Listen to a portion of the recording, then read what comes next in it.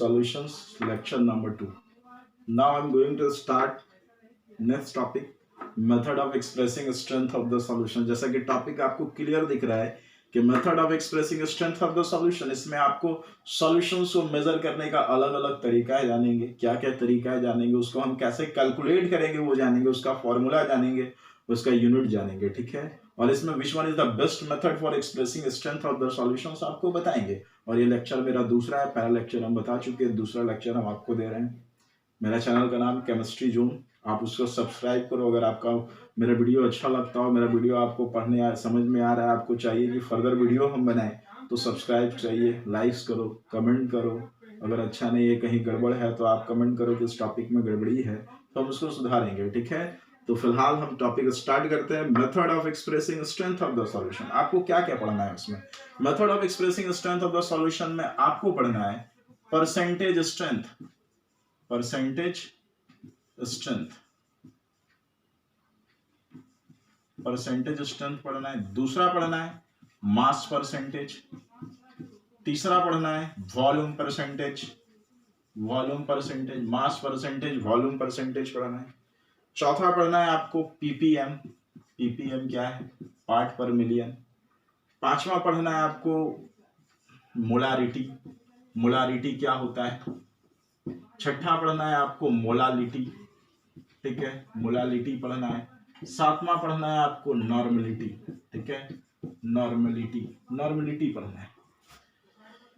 जैसा कि दिख रहा है सारे टाइप्स है ना, और भी कुछ।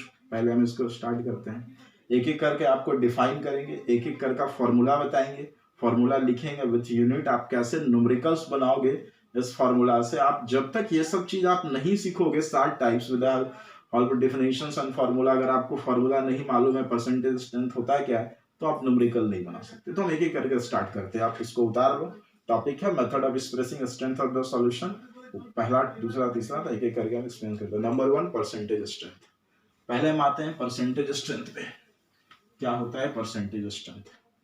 जैसा कि हम लिखे हैं परसेंटेज, परसेंटेज स्ट्रेंथ क्या है भाई? परसेंटेज स्ट्रेंथ नाम से ही पता चल रहा है कि परसेंटेज, यहाँ परसेंटेज जैसा कुछ वर्ड आ रहा है, परसेंटेज स्ट्रेंथ। अब इसको हम कैसे डिफाइन करेंगे और इससे हम कैसे न्यूमेरिकल्स बताएंगे। What is percentage difference, percentage आप याद करो, 11 में पढ़े हो। It is defined as total parts of solute present in 100 part of solution. इसको हम कैसे डिफाइन करेंगे? It is defined as, it is defined, it is defined as total part of solute. It is defined as total part of solute present in, it is defined as total part of solute present in 100 part of solution, 100 parts of solution. इसको कैसे define करेंगे? जैसा कि आपको दिख रहा है percentage strength, इसको डिफाइन करेंगे, it is defined as total part of solute present in 100 part of solution. उसको हम परसेंटेज स्ट्रेंथ करेंगे। ज्यादा डेफिनेशंस ज्यादा क्लियर होगा एग्जांपल से, आप एग्जांपल समझोगे तो परसेंटेज स्ट्रेंथ। इसको आप डेफिनेशंस को लिखो, फिर हम एग्जांपल बताएंगे कि परसेंटेज स्ट्रेंथ निकालते कैसे हैं। परसेंटेज स्ट्रेंथ निकालने के लिए हम 3 एग्जांपल देंगे। एग्जांपल नंबर 1, एग्जांपल 1 देंगे कि 10% NaCl, 10%। इसको पहले हम ये बता देते हैं कि इसको डिनोट कैसे करते हैं। Sorry, it is denoted by या represented by, it is denoted by W/W, इसको W/V और इसको V/V से रिप्रेजेंट। न्यूमेरिकल्स में आपको देखने को मिलेगा W/V, W/V, V/V। तो आपको इसके हेल्प से सॉल्यूट का वेट पता चलेगा, सॉल्वेंट का वेट पता चलेगा, सॉल्यूशंस का वेट पता चलेगा, हर चीज पता चलेगा। तो हम एक एक करके एक्सप्लेन करिए, W/W क्या है, W/V क्या है, V/V क्या है। अगर हम बात करते हैं W/W का, तो एक एग्जांपल आप देखिए कि 10 ग्राम, पहला एग्जांपल, एग्जांपल नंबर 1, 10 ग्राम NaCl W/W सॉल्यूशन का क्या मतलब होता है? इसका मतलब क्या है? 10 ग्राम NaCl W/W सॉल्यूशंस मींस कि 10 ग्राम NaCl, 10 gram NaCl present in 10 gram NaCl present in 100 gram solution. देखिए जैसे एग्जांपल लिखा है कि 10 ग्राम NaCl W/W, W भी ग्राम में है और W दोनों ग्राम, WW, तो इसमें सॉल्यूट भी ग्राम होगा, सॉल्वेंट भी ग्राम होगा, सॉल्यूशंस भी ग्राम होगा। तो 10 ग्राम वेट ऑफ सॉल्यूट हो गया, 100 ग्राम सॉल्यूशन का वेट हो गया और 90 ग्राम सॉल्वेंट का वेट हो गया। मतलब इस लाइन का मतलब अगर न्यूमेरिकल्स में ये दिखा हुआ है तो आपको लिखना होगा, इसका मतलब आपको लिखना होगा, यहाँ आप देखिए ए आप सॉल्यूट को मानो, सॉल्यूट को आप ए मानो, बी सॉल्वेंट को मानो, क्योंकि बच्चा यहाँ बड़ा कंफ्यूज करता है कि ए सॉल्यूट है कि बी सॉल्यूट है। हम ए सॉल्यूट माने हैं और बी को सॉल्वेंट माने हैं। हम इसको एक्सप्लेन करते हैं कि इसका मतलब क्या है। 10 ग्राम NaCl present in 100 gram solutions का मतलब होता है कि वेट ऑफ जो सॉल्यूट है, क्योंकि ए सॉल्यूट माने तो वेट ऑफ सॉल्यूट 10 ग्राम है, सॉल्वेंट का वेट है 90 ग्राम, सॉल्यूशन है 100 ग्राम। एक चीज दिमाग में बैठा लीजिए बाबू, अगर न्यूमेरिकल्स में ये चीज दे दिया है मतलब तुमको सॉल्यूट पता, सॉल्वेंट पता, सॉल्यूशंस पता, कहीं भी कंफ्यूज नहीं करोगे कि W/W कौन ग्राम, कौन सॉल्यूट है, कौन सॉल्वेंट है, कौन सॉल्यूशन। सिंपल तरीका से हम बता रहे हैं कि 3 तरीका से परसेंटेज स्ट्रेंथ को रिप्रेजेंट करते हैं, W/W, W/V और B/V। जहां दिख रहा है आपको W/W, इसका मतलब सॉल्यूट भी ग्राम में है, सॉल्यूशन भी ग्राम में, सॉल्वेंट भी ग्राम में। हम एग्जांपल दिए 10 ग्राम NaCl, W/W का क्या मतलब होता है, तो 10 ग्राम NaCl present in 100 gram solution. जहां भी परसेंटेज का न्यूमेरिकल्स हो, आप सॉल्यूशंस को, आप अमाउंट ऑफ सॉल्यूशन 100 लोगे, वॉल्यूम 100 लोगे, ना कि ml में 1000 ले लो, बड़ा कंफ्यूजन। अगर मास नहीं दिया हुआ है, सॉल्यूशंस का वजन नहीं दिया हुआ है परसेंटेज में, तो आप 100 लेकर चलोगे, क्योंकि परसेंटेज के केस में हम 100 लेते हैं। बड़ा कंफ्यूजन हो जाता है बच्चा कि सर मास दिया हो नहीं है, डेंसिटी दिया है, तो density equal to mass per unit volume में हम मास क्या ले, जहां परसेंटेज आप सीधा 100 पुट कर दो। तो ये एग्जांपल क्लियर हो गया। W/W 10 ग्राम NaCl, W/W का मतलब होता है कि 10 ग्राम NaCl present in 100 gram solution. अब दूसरा है W/V, तो W/V को हम कैसे रिप्रेजेंट करेंगे, तो W/V में देखिए, और इससे हम कैसे सॉल्यूट निकालेंगे। दूसरा एग्जांपल नंबर 2, इसको लिखेंगे 10 ग्राम NaCl, 10 gram NaCl present in 10 gram NaCl W/V means क्या होता है, 10 ग्राम NaCl W/V सॉल्यूशंस मीन्स, इसका क्या मतलब, अगर न्यूमेरिकल्स में ये रहे, वहां W/W था, यहाँ W/V और कुछ नहीं है। इसका मतलब है कि 10 ग्राम NaCl is present in 10 gram NaCl present in 100 ml of solution. यहाँ क्या ले रहे हैं कि 100 ml, यहाँ वॉल्यूम ऑफ सॉल्यूशन 100 ml लेंगे, क्योंकि यहाँ V है तो ग्राम में नहीं लिख सकते हैं। सॉल्यूट आपका ग्राम है क्योंकि W है, नीचे V है, तो 100 लेके चलेंगे। आप बोले कि परसेंटेज के केस में 100 लेंगे ना कि 1000, यहाँ कंफ्यूज नहीं कीजिएगा। 10 ग्राम NaCl W/V का मतलब होता है कि 10 ग्राम NaCl present in 100 ml of solutions. तो इसमें क्या हो गया, वेट ऑफ सॉल्यूट 10 ग्राम हो गया, वॉल्यूम ऑफ सॉल्यूशन 100 ml हो गया। याद रखिएगा, कंफ्यूजन बिल्कुल नहीं होना चाहिए। लास्ट में V/V क्या मतलब होता है, V/V का मतलब। तो तीसरा एग्जांपल हम लिख रहे हैं, इसमें थोड़ा एग्जांपल हमको सुधारना होगा। एग्जांपल नंबर 3, यहां लिखेंगे 10% एसीटोन। अब एसीटोन क्यों ले रहे हैं इसको आपको बताएं। V/V सॉल्यूशंस मींस क्या होता है इसका मतलब, इसका मतलब होता है कि 10 ml, क्योंकि दोनों भी है, वहां एक, यहाँ इसमें ग्राम था, यहाँ भी ग्राम था, इसलिए ग्राम ले रहे थे, दोनों NaCl लिए थे। लेकिन इस बार मेरा V/V है, मतलब सॉल्यूट भी लिक्विड है भाई, तो 10% एसीटोन V/V सॉल्यूशंस का मतलब होता है कि 10 ml of acetone, 10 ml of acetone is present in 10 ml of acetone is present in 100 ml solution. एकदम क्लियर है। तो ये है मेरा परसेंटेज स्ट्रेंथ को पूरा क्लियर किए। फिर से हम बताएं ये परसेंटेज स्ट्रेंथ को कैसे डिफाइन किए। It is defined as total part of solute present in 100 part of solution is known as percentage strength. जैसा कि आप देख रहे हो, इसको रिप्रेजेंट करते हैं W/W, W/V, V/V से। तीनों को हम एक्सप्लेन किए एग्जांपल। अगर आपको न्यूमेरिकल्स में मिलेगा ही, थोड़ा सा ध्यान दीजिएगा, उससे आप amount of solute, volume of solution सब निकाल सकते हो। तो मेरा पहला पार्ट क्लियर हुआ, परसेंटेज स्ट्रेंथ। अगर आप परसेंटेज स्ट्रेंथ पढ़ लिए, समझ लिए, तो मास परसेंटेज और वॉल्यूम परसेंटेज को समझने में ज्यादा समय नहीं लगेगा। दूसरा है मास परसेंटेज। मास परसेंटेज क्या होता है, इसको कैसे डिफाइन करें? It is defined as total parts by mass of a solute present in 100 part by mass of a solution. Definition ध्यान से देखिएगा। It is defined as total parts by mass of solute. It is defined as total parts by mass of a solute. Total parts by mass of a solute presenting. Total parts by mass of a solute present in 100 parts. 100 parts by mass of solution. Mass of solution is known as mass percentage. क्या definition लिखे? It is defined as total parts by mass of a solute present in 100 parts by mass of a solution is known as mass percentage. मान लो किसी का निकालना है मास, दो चीज आपस में मिला, सॉल्यूट का मास परसेंटेज निकालिए। जैसा कि हम आपको बोल दिए, कंफ्यूज ना हो इसलिए A बराबर सॉल्यूट और B बराबर सॉल्वेंट लिख रहे हैं। हर बार इसलिए लिख रहे हैं, यहाँ बच्चा बड़ा कंफ्यूज करता है।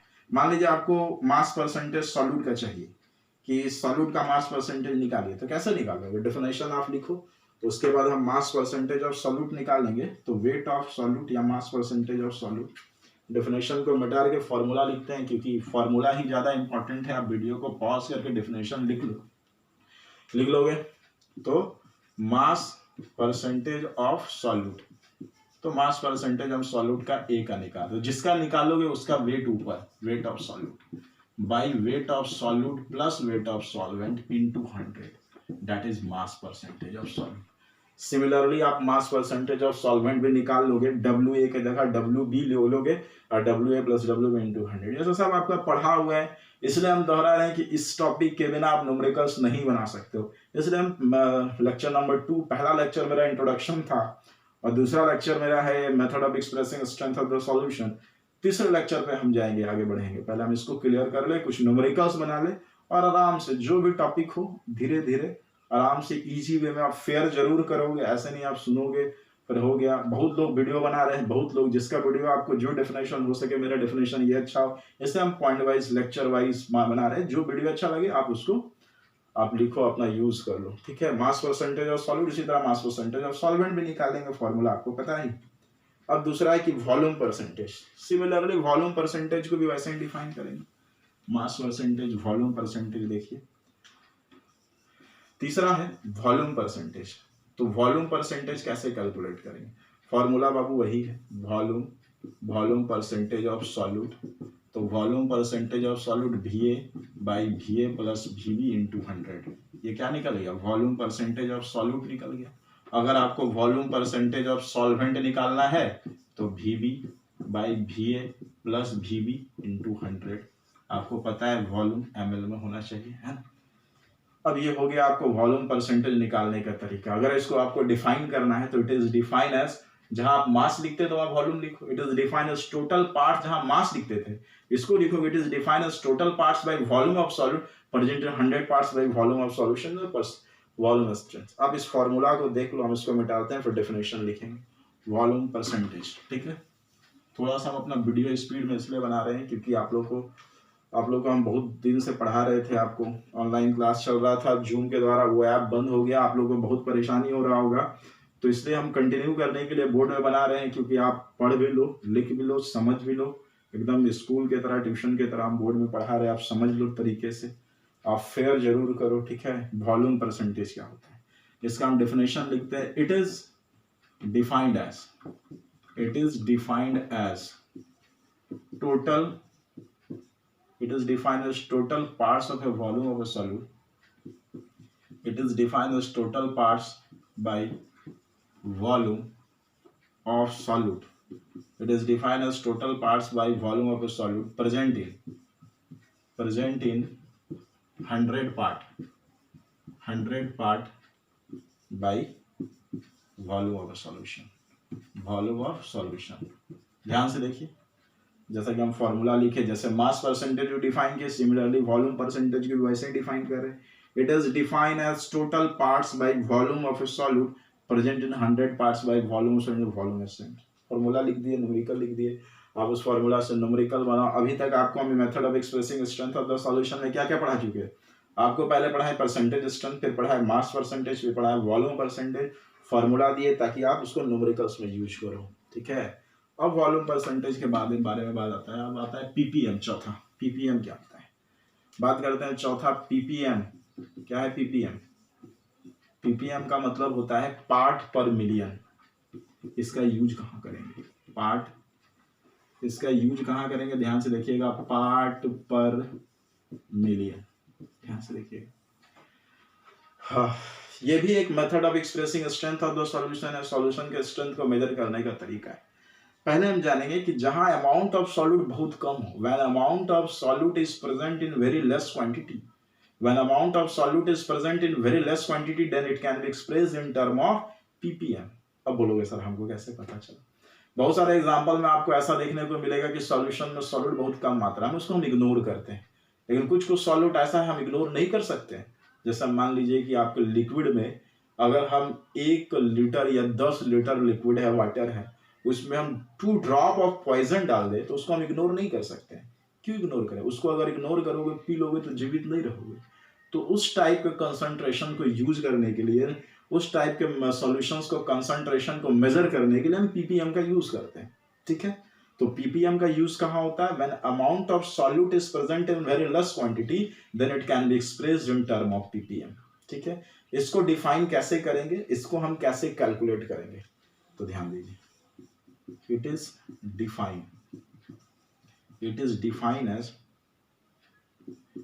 defined as total parts by mass of solute. It is defined as total parts by mass of a solute present in. It is defined as total parts by mass of solute present in million parts,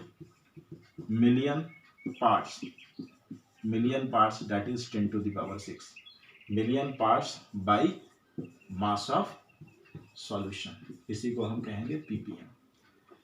हम क्या बोले? Ppm को फिर से समझिए। When amount of solute is present in very less quantity, then it can be expressed in term of PPM, which can be defined as, it is defined as total parts by mass of a solute present in million part, that is 10 to the power 6 parts by mass of a solution, is known as ppm. इसको हम कैसे निकालेंगे ppm को? तो ppm निकालने का तरीका है, आप पॉज करके डिफिनेशन लिखो, फिर फॉर्मूला लिखो, ठीक है। तो पीपीएम, पार्ट पर मिलियन, कैसे निकालेंगे? Wait of solute plus wait of solvent. जहां आप 100 लिखते थे आप मिलियन लिखोगे। तो ये आपको पीपीएम से न्यूमेरिकल्स बनाने का तरीका है, ठीक है। तो पीपीएम भी हो गया। अब मेरा सवाल आता है, पीपीएम पढ़ लिए, अब मोलारिटी, मोलालिटी, नॉर्मलिटी, ये सब आप बचपन से पढ़ते, बचपन से नहीं कहेंगे, 8, 9, 10 में आप सुने हो, 9 में सुने हो, हर जगह सुन रहे हो। तो आपको हम क्लियर करें क्योंकि ये सब भी आपको न्यूमेरिकल्स में मिलेगा। हालांकि ये सब आपका पढ़ा हुआ है, हम फिर से दोहरा इसलिए रहे हैं क्योंकि एक एक टॉपिक हम आपको बता रहे हैं। मोलारिटी कुछ नहीं होता है। मोलारिटी ध्यान से एकदम सिंपल लैंग्वेज में समझिए, मोल्स पर लीटर, इसको मोलारिटी कहते हैं। Mole per litre are known as molarity. इसको हम कैपिटल एम से रिप्रेजेंट करते हैं। अगर क्वेश्चन में 5m लिखा है मतलब 5 मोलारिटी, ध्यान दीजिएगा। मोल्स पर लिखा है, मोल पर लीटर लिखा है मतलब मोलारिटी। अब इसको कैलकुलेट कैसे करोगे, इसको डिफाइन कैसे करोगे? सिंपल लैंग्वेज में डिफाइन करो ना यार। It is defined as total number of moles. It is defined as total number of moles of solute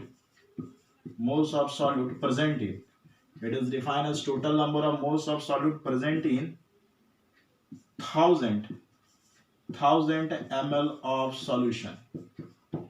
1000 ml of solution. Molarity का डेफिनेशन क्या है? Mole per litre is known as molarity. इसको हम capital M से represent करते हैं। Definition क्या लिखे? It is defined as total number of moles of solute present in 1000 ml of solution is known as molarity. Definition आप लिख लो pause करके, फिर आप क्या करो, इसको कैसे कैलकुलेट करेंगे मोलारिटी को देखिए। जैसा कि अभी बोले, मोलारिटी को कैपिटल एम से करते हैं तो moles per litre call molarity. मोल कैसे निकालते हैं भाई? Mass by molar mass. Mass by molar mass क्या होता है? मोलारिटी होता है।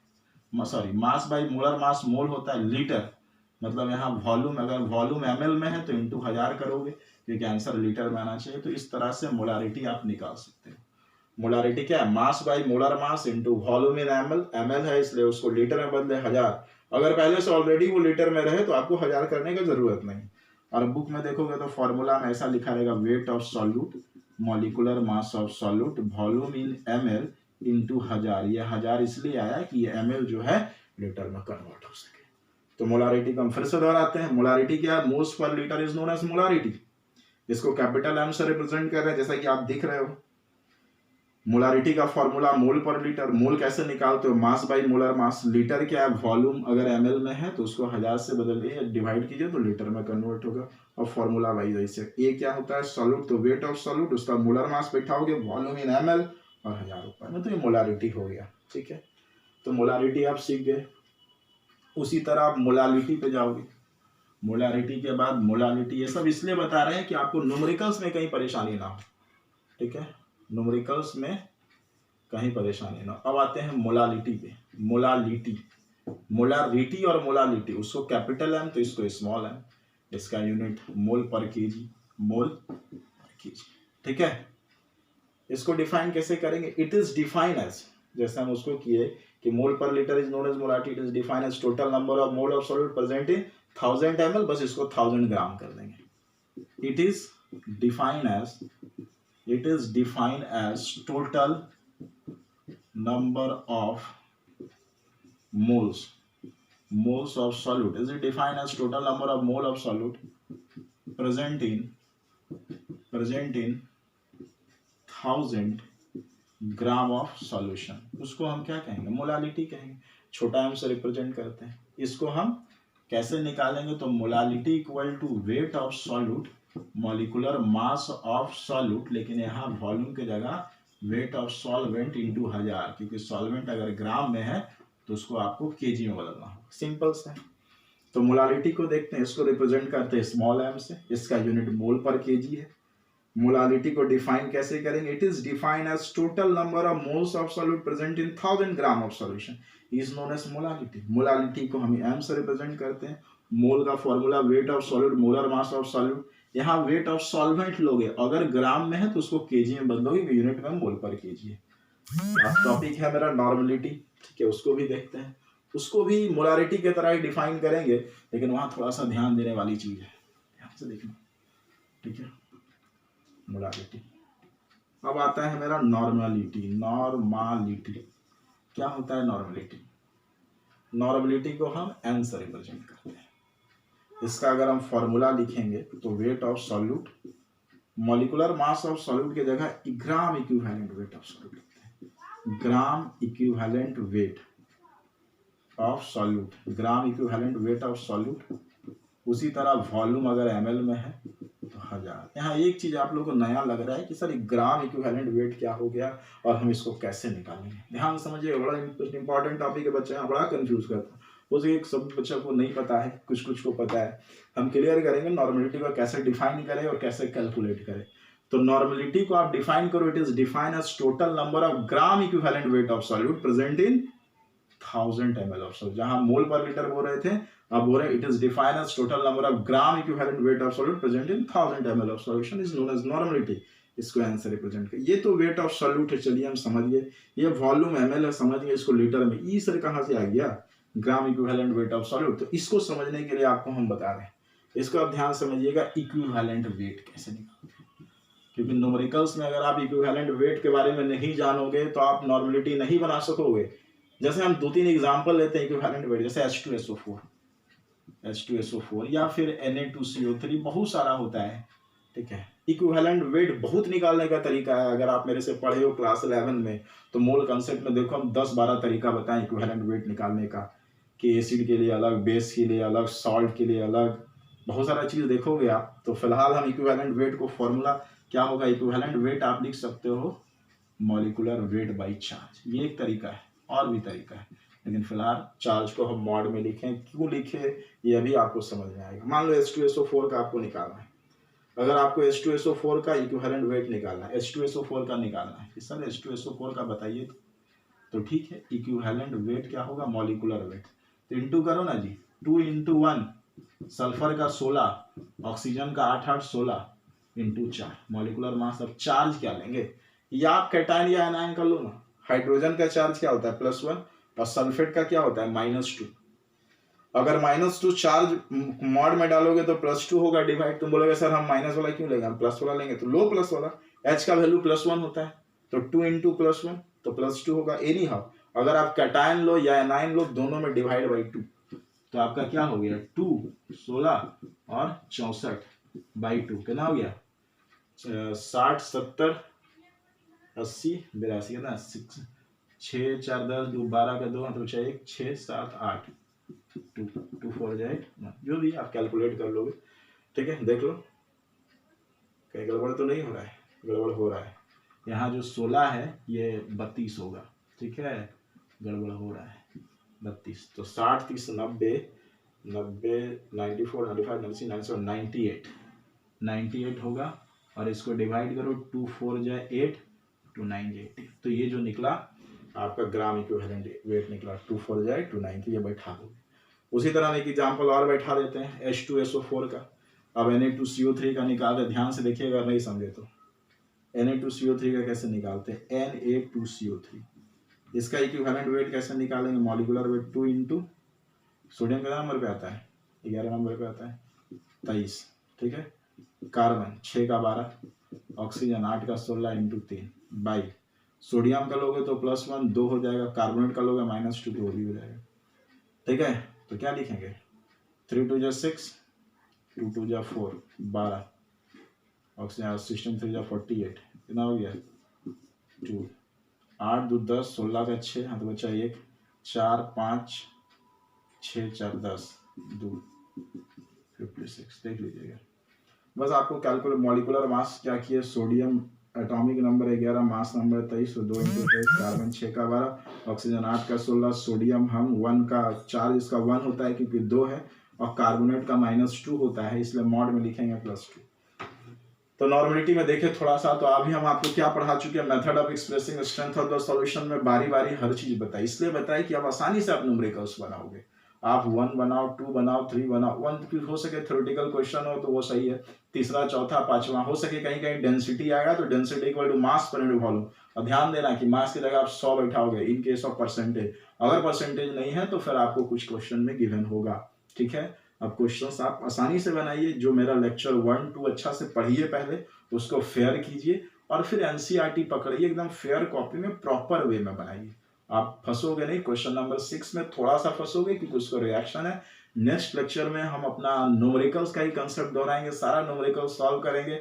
अगर आपको आता है तो सही है, नहीं आता है तो सही है। मेरा जो लेक्चर है आप सुन लो, पढ़ लो, सब्सक्राइब करो, कमेंट जरूर करना कि मेरा कौन क्वेश्चन हमको अच्छे से समझना है, कौन सा न्यूमेरिकल्स बन गया, इस क्वेश्चंस में ज्यादा डाउट है, जिसमें ज्यादा हमको कमेंट मिलेगा सर इस क्वेश्चन में, तो उसको हम ज्यादा अच्छे से एक्सप्लेन करेंगे।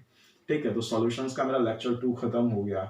मेरे चैनल का नाम हम फिर से बताते हैं, केमिस्ट्री जोन। आप सब्सक्राइब करो, आप लाइक्स करो, अगर सब्सक्राइब ज़्यादा होगा तभी हम नेक्स्ट वीडियो बनाएंगे, नहीं तो बनाने का कोई ज़रूरत नहीं है। ठीक है, तो फिलहाल मेरा वीडियो लेक्चर 2 खत्म होता है। पहला वीडियो इंट्रोडक्शन खत्म हो गया, दूसरा method of expressing strength of the solutions खत्म हो गया। अगर कहीं कोई गड़बड़ हो आप जरूर कमेंट करो, ठीक है, क्योंकि गड़बड़ी किसी से भी हो सकता है। तो सॉल्यूशंस आप पढ़ लिए, दो लेक्चर आप फेयर करो, आसानी से करते जाओ ना यार, एक एक बाई एक एक करके हम देते जाएंगे एकदम प्रॉपर वे में। हो सके कहीं मेरा हैंडराइटिंग नहीं समझ में आ रहा तो आप सबको बोलो कि सर धीरे धीरे लिखिए, बड़ा लिखिए, कुछ कमेंट करो, तब हम जानेंगे। ठीक है, आप आराम से पढ़िए और आराम से नोट्स बनाइए, घर में मस्ती से पढ़िए और याद कीजिए। हम लोग साथ में हैं, 12 का सिलेबस कवर करेंगे। बाय।